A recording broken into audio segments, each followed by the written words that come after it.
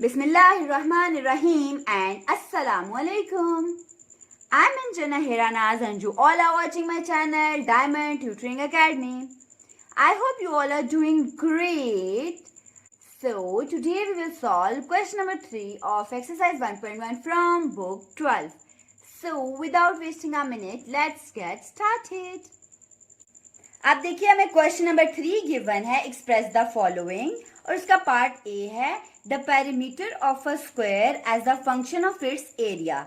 Main के square के perimeter को उसके एरिया के फंक्शन के तौर पे आपने एक्सप्रेस करना है। सबसे पहले देखिए स्क्वायर क्या होता है, ठीक है। स्क्वायर की ऑल साइड्स हमारे पास इक्वल होती हैं, स्क्वायर की 2 लेंथ्स होती हैं और 2 ही विड्थ्स होती हैं, ठीक है। अब देखिए आपको पता है कि स्क्वायर की 2 लेंथ्स होती हैं, 2 विड्थ्स होती हैं, ठीक है। और आपको ये भी पता है कि स्क्वायर की चारों साइड्स इक्वल होती हैं। मींस क्या लेंथ है क्या विड्थ है, सब की सब सेम होंगी लेंथ में। मींस कि अगर विड्थ हमारे पास 4 सेंटीमीटर है तो जरूर लेंथ भी 4 सेंटीमीटर ही होगी, ठीक है। तो फर्स्ट ऑफ ऑल हम लेट कर लेते हैं, late x be the length of each side of a square.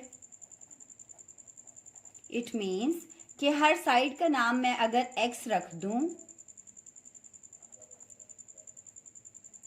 ठीक है। अब देख लेते हैं अपनी स्टेटमेंट को। The perimeter of a square as a function of its area. पहली बात देखिए पेरीमीटर ऑफ अ स्क्वायर, जरा यहां तक रुकिएगा। पेरीमीटर क्या हुआ करता है हमारे पास? पेरीमीटर हमारे पास हुआ करता है sum of all sides of square, ठीक है। तो स्क्वायर की सब साइड्स का सम होगा हमारे पास perimeter. Means x plus x plus x plus x, क्योंकि स्क्वायर की 4 साइड्स हैं, ठीक है। तो हमारे पास p क्या आ जाएगा? 4x। अब आगे देखिए, the perimeter of a square as a function of its area. इसके एरिया का फंक्शन शो करना है हमने, ठीक है। इस इक्वेशन का नाम अगर हम 1 रख लें। अब हम ये भी जानते हैं कि स्क्वायर के एरिया का क्या फॉर्मूला हुआ करता है?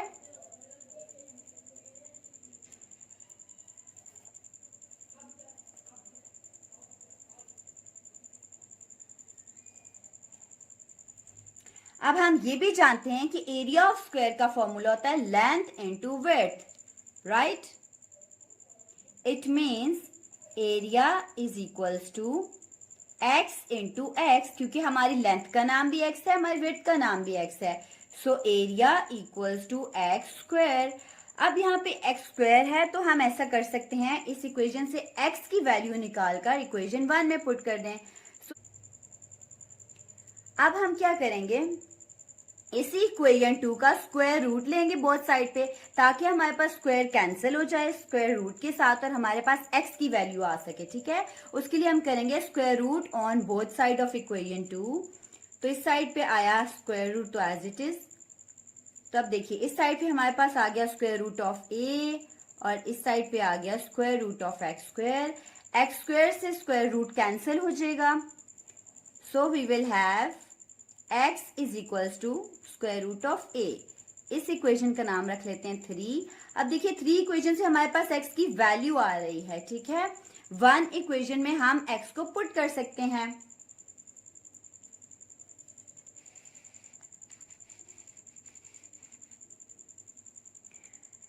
ठीक है, तो अब हम क्या करेंगे, पुटिंग 3 in 1, तो हमारे पास आ जाएगा perimeter equals to 4 of x था और x की जगह पे आपने x की वैल्यू पुट कर दी जो कि हमारे पास है square root of a।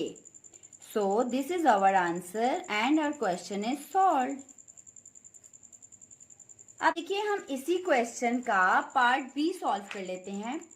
Part B में देखिए हमें क्या गिवन है, area of a square as a function of its circumference, यानी कि हमने एरिया ऑफ सर्कल को उसके सर्कमफेरेंस के फंक्शन के अकॉर्डिंग शो करना है, ठीक है।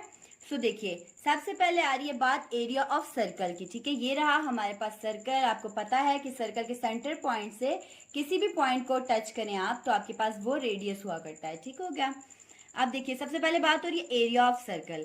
हमें पता है कि एरिया ऑफ सर्कल का फॉर्मूला होता है पाई आर स्क्वायर, ठीक है। अगर इसको हम इक्वेशन 1 का नाम दे दें, फिर बात करिए हमने कैसे एक्सप्रेस करना है उसको, as a function of its circumference. तो पहले देख लेते हैं सरकमफेरेंस क्या होता है। सर्कल का सरकमफेरेंस हमारे पास हुआ करता है 2 पाई आर। इसका नाम रख लेते हैं हम इक्वेशन 2। अब देखिए हम इक्वेशन 2 में से आर की वैल्यू निकालकर इस इक्वेशन 1 में आर की जगह पुट कर सकते हैं ना। सो हम ऐसे ही करेंगे। तो इक्वेशन 2 को करेंगे हम रीअरेंज, सी डिवाइडेड बाई 2 पाई। क्यों किया मैंने c divided by 2 pi? Because I need 8, because I need r, ठीक है। मुझे r की वैल्यू चाहिए, तो ये दो चीजें मेरे पास एक्स्ट्रा हैं, तो मैं इक्वल टू की दूसरी तरफ शिफ्ट कर दूंगी। अब इक्वल टू की एक तरफ जो चीज मल्टीप्लाई हो रही होती है वो इक्वल टू की दूसरी साइड पे जाके डिवाइड हो जाती है, ठीक है। अब ये मेरे पास r की वैल्यू आ गई है, इसका नाम मैं 3 रख देती हूँ और मैं क्या कर देती हूँ, सब्सटीट्यूट कर देती हूँ।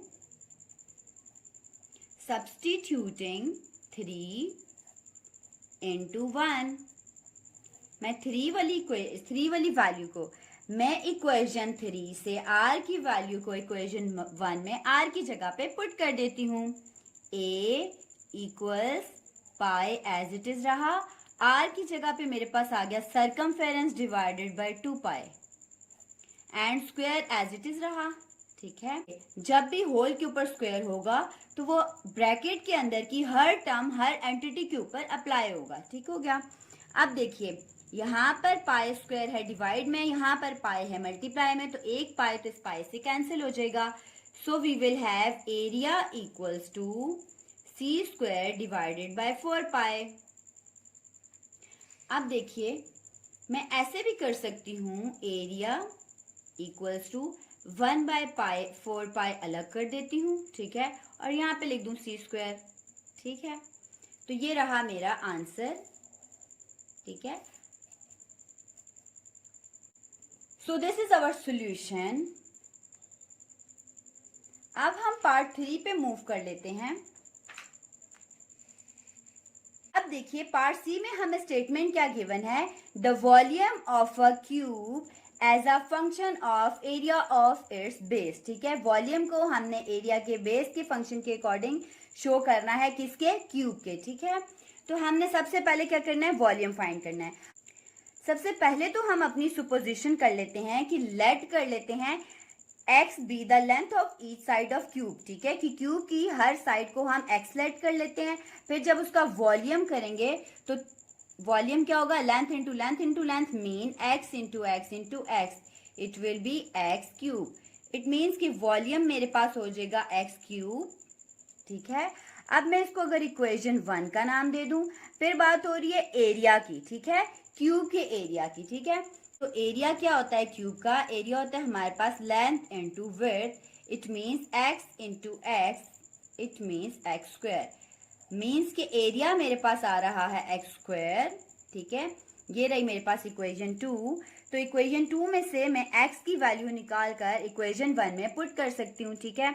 तो मैं क्या करूंगी, इसमें से वैल्यू निकालने के लिए, अब ये तो मेरे पास एक्स स्क्वायर है, मुझे तो एक्स की वैल्यू चाहिए, तो मैं क्या करूंगी, स्क्वायर को कैंसिल करने के लिए square root on both side लूंगी, ठीक है। Square root on both sides of 2,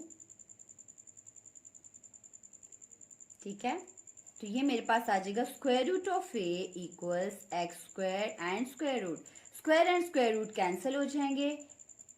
square root of ए हमारे पास x की वैल्यू आ जाएगी, इसका नाम रख लेती हूँ मैं 3, ठीक है। अब इस 3 को मैं इस 1 में पुट कर देती हूँ, ठीक है। तो अब देखिए 1 पे हमारे पास क्या गिवन था, वॉल्यूम, और वॉल्यूम क्या है, x का क्यूब है। x की वैल्यू हमारे पास आ गई है स्क्वायर रूट ऑफ a और इसका क्यूब, ठीक है।